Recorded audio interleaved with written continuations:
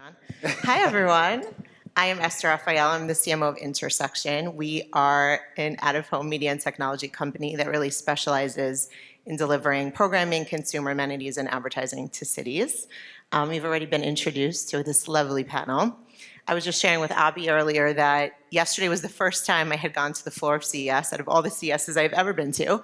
And I am so inspired and overwhelmed and excited about what life looks like as a consumer, forget as a business leader, but just as a consumer.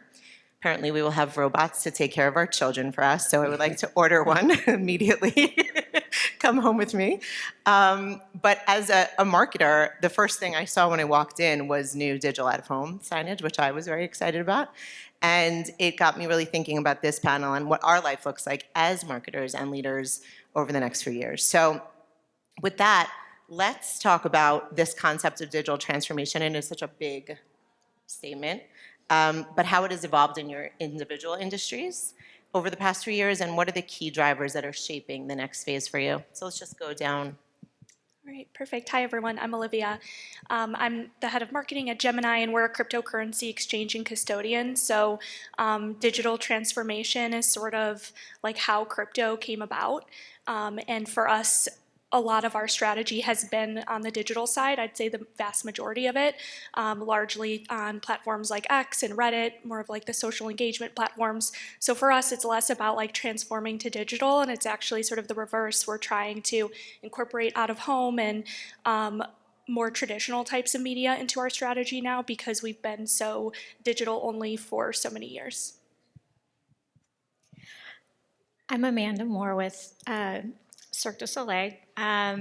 So for us, from a marketing perspective, so much of what our strategy is driven by is data about our audience and finding additional pockets of potential new audiences to adapt. I think you look for opportunities like the Olympics, where you have this new interest in things like gymnastics, and suddenly you can get in front of that. So really staying, using digital in that respect. And of course, in terms of digital transformation, for us, for me personally, it's always been about staying curious about the new tools as they evolve. Whether it start with MySpace way back in the day, if we want to really age ourselves, but it's like, I think it's interesting, and I was saying this earlier, that suddenly we have this new term, digital transformation, but as a marketer, it's really more of an evolution, and so right now, I think the big, of course, like on the AI side, it's helping us with our content, it's helping us with our insights, it's helping us with things like that. The other side of it is the incredible development we're seeing on the CDP side and the tools that you can use. So kind of long story longer. It's ever evolving for us, and I think that's really what it has to be about, as opposed to I think some people kind of dig their heels in on a current technology or a current platform, and I think what you have to get comfortable with is that it's going to be a rocky boat, and you have to constantly go with the flow of the technology as it develops. Great. Anthony Toguchi with Vanguard. Think of the financial investor. 401k business is the part where I represent. And when I think about digital transformation, what has it meant for my business? It's about being able to accelerate business impact. So when we think about the trade-offs that each of our companies have to make, I think people understand that client experience needs to be modernized, right? Website needs to load, right? It has to be a great experience for clients. People also understand the fact that technology gets outdated and it becomes expensive to maintain, and newer technologies need to come in to help really improve that experience. What we're finding is that with our sales partners, our business partners, is there a way to use the channels that the clients interact with through marketing, and is there a way to inform sales strategies to help accelerate business deals to grow top line, but then also contribute to the bottom line growth? And so we're finding that the transformation has to have substance that our business partners, our finance teams actually have to feel in order for it to be meaningful and substantive and for continued investment in the future. Very true. Hi, this is Abhi with Verizon. And this has been going on for quite some time, digital transformation. What started with cloud computing, we then kind of moved to edge compute, then we saw the rise of 5G, right? And now most recently we are seeing advancements in AI, machine learning. But what's most fascinating to me is the rise of real-time personalization. This RTP, this is going to make marketers smarter. It's going to make us acquire customers at the lowest possible cost. It'll help us protect our base, and it'll help us minimize the churn, right? All three problems solved if we can effectively execute RTP. And let me tell you one thing very clearly. We will fail in future marketing if we fail with personalization today. Oh, well, that is a great segue into our next question, which I'm going to send right back to you. How are you handling that at Verizon? How are you addressing consumers' new expectations to what they want from a brand? Yep. First of all, we all talk about omni-channel, right? The first thing that comes to my mind. But omni-channel is dead. Your customer is your channel. So you got to make yourself relevant, meaningful in all the channels where your customer is. So now there are so many ways to reach your customers. If you look at the evolution, print, radio, TV, outdoor, right? Now you have call centers, you have retail, you have chatbots, you name it. But it is becoming increasingly difficult to reach your customers. Why? Because we are not able to serve right message, right time, right place, and right device. And I think we collectively as marketers, if we can solve this problem, I think we have a solution, right, Esther? Yeah. Well, we do work quite a bit together, which we'll talk a little bit more about. Olivia, I'm curious, you talked a little bit about using different platforms since you are really based, your whole company is based in digital transformation. Since you are so future-focused and in the financial space, how are you also leveraging familiar tools to get buy-in from more potential customers? Yeah, for us, a lot of the community engagement platforms sort of play a major role in our strategy, and so we're trying to build trust through with consumers on those platforms and sort of differentiating our strategy across other organic channels like LinkedIn, and now we're doing a lot more video content as well. And so while organic will still play a key role in sort of building trust and transparency with customers, we're starting to layer in a lot of the brand work and a lot of more of the traditional media buys with out of home. We did a big campaign in November called Go Where Dollars Won't, and that was really to reestablish ourselves as a brand through out of home. And yeah, so that's sort of the way that we're trying to balance our approach a little bit now. And I think crypto is sort of lacking a lot of the storytelling elements. It's very tech focused and very it can be a little bit of an echo chamber sometimes on some of these platforms. And so getting out there and sort of expanding our strategy to a wider audience is going to be key for us this year in order to grow and to spread the message in a way that's less tech focused and more about why people would want to invest in this future of finance in this vision. Can you tell us a little bit about your partnership with MasterCard? Because I found that to be so fascinating as a crypto company to be working with MasterCard. Yeah, they are, so we have a credit card called the Gemini credit card where you can earn crypto back, up to 4% back on everyday purchases. And for us, that was a product where, a lot of people don't want to trade Bitcoin or trade Ether. It can feel a little bit scary to log on to these platforms and if you don't understand Bitcoin, but you still want to invest in this potential asset class of the future, then you can do so with the credit card where you can earn crypto back on everyday spending. And so we partnered with MasterCard there. The card is issued by them. And so it's just a way that we're trying to bridge the gap between traditional finance and crypto and sort of the future of finance. That's awesome. Okay, so Amanda, you actually, when you opened, you talked a little bit about consumer insights. I'm curious what strategies do you use to analyze and act on consumer behavior trends across your platforms? Well, I think I think like all of us, we use the data from our purchasers to really drive the evolution of how we're marketing and pockets that we may be missing, and socioeconomic status and interests, and all of the fun affinities that really continue to drive our decision making. I think the other side of it is that we do. What you probably don't know is that we actually do a lot of surveys, of exit show surveys with our audiences to get information on how the shows can improve, how their experience can improve. Everything for us is about brand integrity and experience. It is really important that Cirque maintains a reputation as the most elite in their class of what has now become a pretty congested live event space.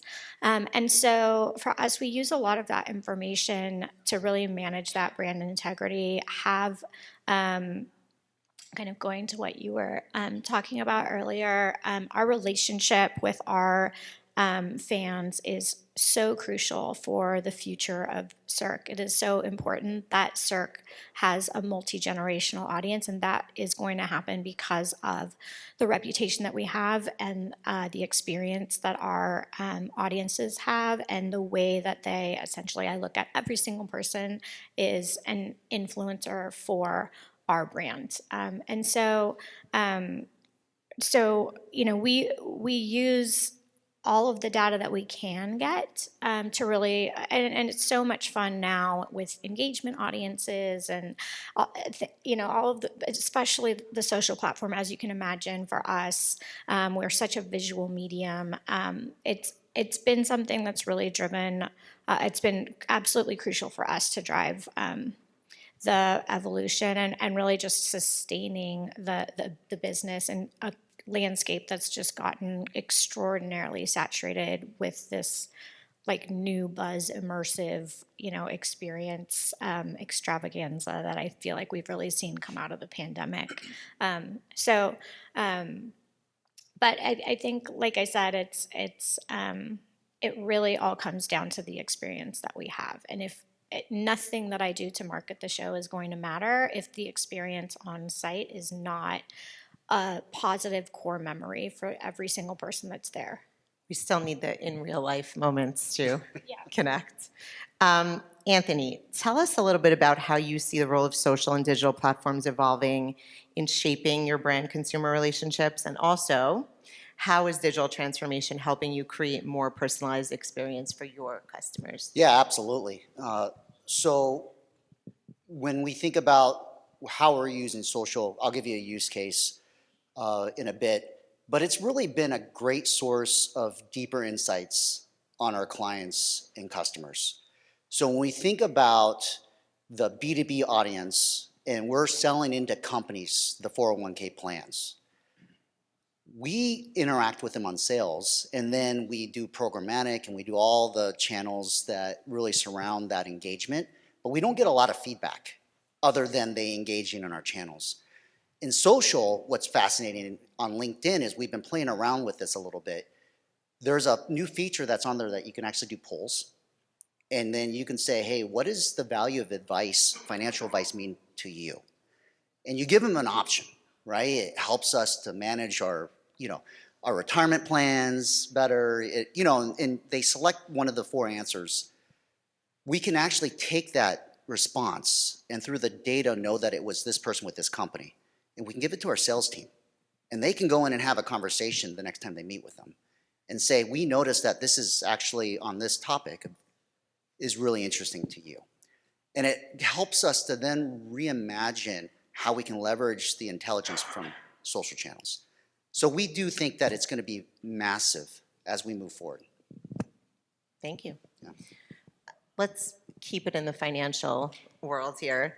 Olivia, do you feel like digital transformation has influenced consumer adoption and trust in cryptocurrency? I can say, just from going on your website and prepping for this panel, you're actually Vanguard as well. So it's just so human, it speaks to me as a person. It's not trying to confuse me.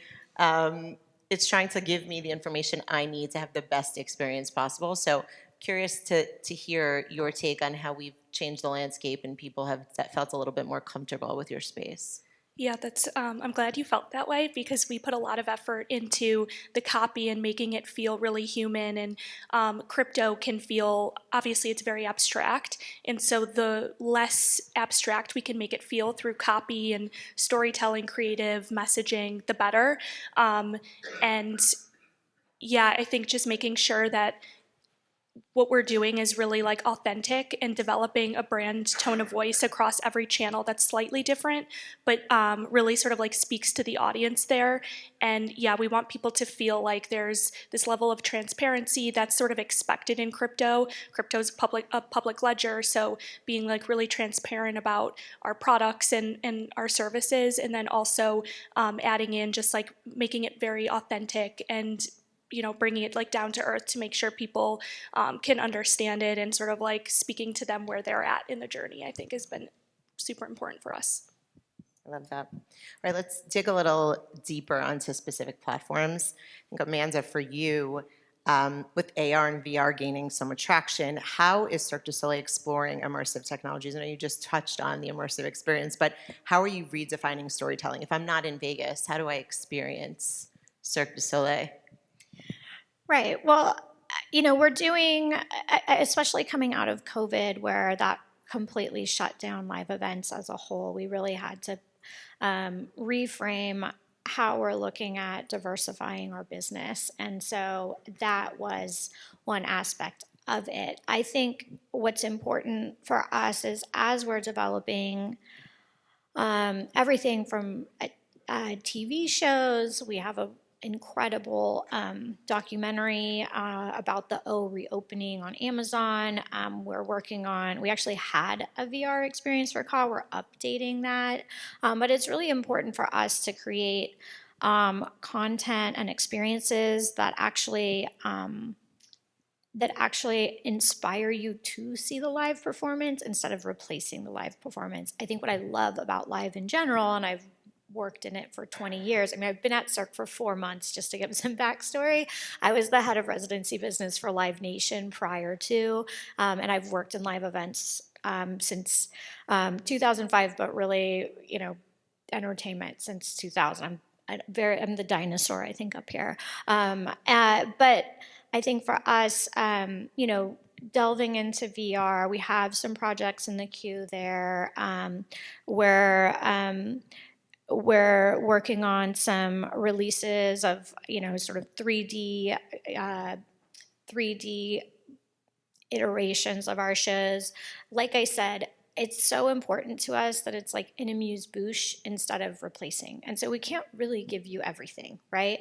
But things like VIP experiences, giving people a VR experience where they can dive into the O pool, they can climb up the wall at CAW. Those are the kinds of things that we can do, and those are some of the types of things that we're working on. So it's really about finding ways to use those technologies to further inspire people to really want to see the shows, but also respect the shows. I like that, amuse-bouche. Abhi, can you tell us a little bit more about 5G technology shaping media consumption and social engagement? How is Verizon thinking about that? 5G it's the backbone of data transfer, whether you're talking about advertising or real-time insights, right? So with that, brands are able to trigger real-time customer experiences. I'll give you an example of a gaming scenario, right? If you're gaming, you're a console, right? And you're conversing with your friend, right? And guess who loses? The one who has a slower internet, right? So in the game of perfect world, unless you have that, whether it's powered by 5G or powered by fiber, I think that's the backbone of communication and any sort of data transfer. And especially with the evolution of edge compute, now we are able to see that real-time processing of data, and with data comes insights. With insights come action, right? So right now we are in a frenzy of data overload, right? And we marketers have become like so much obsessed with data that we are spending extra time over analyzing things. Marketing is a very creative function. 80% of our time is spent in doing non-creative stuff, which is analyzing the data. So now it's time to put that creativity back in the marketing. That's what you are doing, Amanda. You're creating those immersive experiences and getting those people to come out and check it out, right? That's what I think would be the next evolution of marketing is, how do you make yourself, meaningful, give those immersive experiences to your customers. On the gaming topic, one of the exhibits I saw yesterday were new gaming screens that completely can turn into a circle almost to surround you while you're gaming. My God. So obviously you are a very amazing partner of ours, Verizon. Thank you. One of the things that we do together is a complete innovation sponsorship at one of the largest stations in Philadelphia, where you have helped us bring new screens and Wi-Fi and amazing programming, which is a large part of what we both do, to consumers there. Tell us a little bit about how you think of digital out of home when you're at Verizon, how that is a part of your strategy, and why. I mean, I've seen the evolution of, out of home from static to digital, right? And now, with digital, comes the attribution. So whereas, what I foresee is that as we get more and more digital out of home, we will be able to address the problem of attribution. And and for us, it's not about being on a screen. It's about showing you a message which is contextual, which is relevant to you, and in grand scheme of things, it is able to make you trigger an action which we want you to take. Yes, and we have out of home has come a long way with attribution, and I think you'll continue to see more transformation as we head into 2025. I'm going to throw the same question to another one of our partners here, thanks to Brian Rappaport over there. How do you at Gemini think about digital out of home as part of your strategy? Yeah, I'm gonna probably sound like a broken record when I talk about the storytelling piece and the importance of creative, but that really is missing in a lot of crypto. And so out of home definitely gives sort of a more positive vision for the future, which is what we're trying to communicate through this campaign. And it sort of enables more people to better understand what crypto is. And so, yeah, that's sort of why we started to do more of the out-of-home space. Also, it's funny, I hear a lot about attribution, and crypto is very privacy focused, and so there's a lot of drop off with what we do. And so it's interesting because out of home is actually a lot more measurable for us than a lot of channels, because people use privacy browsers, and it's just, crypto is very privacy focused. So it's funny, out of home for us is actually much more measurable. And Brian and I from Quan, who we partner with, were talking about it yesterday, being able to actually see some sort of brand lift is so fun for us, because we don't always get that with what we do on digital. Thank you. I hope we recorded that. I will need to use that at a later date. Okay, let's talk about AI. Anthony, tell us a little bit about how you at Vanguard use AI and automation to reshape some of your strategy and your marketing plans.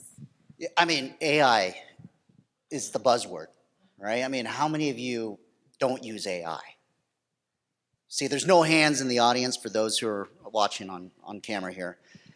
We've been using AI in marketing, I think, for years. And I don't know whether it's on the programmatic side, whether it's on, just using some of the new tools to help make emails easier, websites more personalized, easier, et cetera.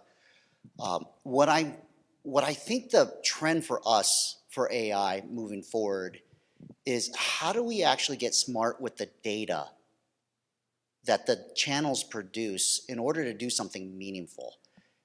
It's helping us to be better at personalizing, faster, et cetera. But when you think about where in our business, we partner a lot with a sales organization, and in that organization, they're overwhelmed. Imagine those who are, thinking, I gotta contact these amount of people in this, in this period of time, and you got to do a lot of follow-up on the sales side and looking at opportunities, et cetera. And then we're going to give them all this intelligence from marketing, and they're going to be like, oh, shoots, I'm overwhelmed. I don't know if you've ever felt this, right? You're looking at a sheet and you're like, that's just a lot to process. If we can leverage AI, not just on the execution piece, but then can we use AI to help actually synthesize the data to provide the insights? I think that's another powerful capability. And AI is actually throughout our whole company. I mean, we didn't get to $9.5 trillion by just allowing technology to fall from the right side. We've invested heavily in this area. And so as we're thinking about having all of the AI capabilities infused, it's actually throughout our whole company. And that $9.5 trillion of assets under management that we do is laced with AI as well. I mean, we're using it in similar ways to really support our sales team. Yesterday, LG changed the word to affectionate intelligence.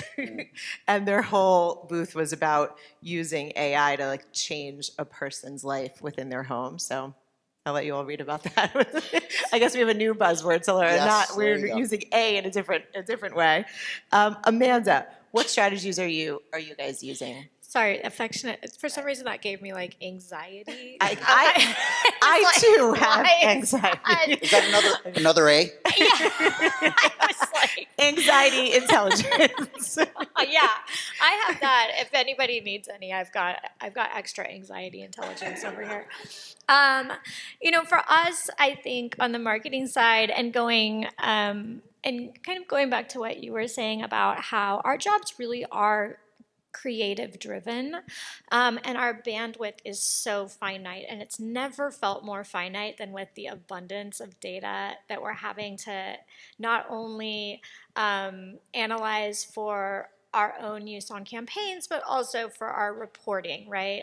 I think we all do a lot of board decks, or maybe I do more than most, but I feel like we spend a lot of time on manual labor that I think AI is going to relieve us of, and I'm so excited for that. I think the other really great opportunity for us in terms of AI is with respect to some of the creative content. I am very sensitive to the subjectivity of creative and the creative process, and I think what's so important, especially for us, is that we use it hand in hand with, on the creative side, with real humans. And I think I feel the same about how we use AI, and I'm glad that you spoke to how it's been around for a long time with respect to programmatic, but even some of the like early PMDs for social and things like that.